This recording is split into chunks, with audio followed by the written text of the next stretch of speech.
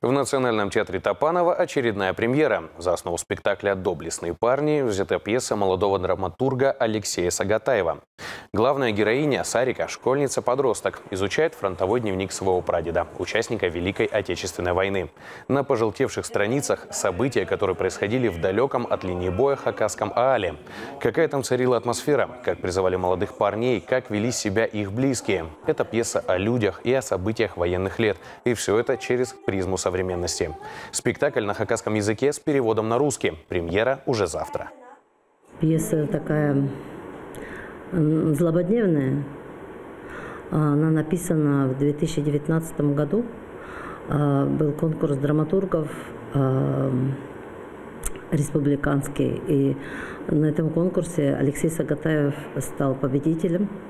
И после этого мы подали, Хакасский национальный театр, мы подали на грант. Тема Великой Отечественной войны – это очень такая тема, которая, наверное, не нужно ее забывать, ее нужно всегда помнить.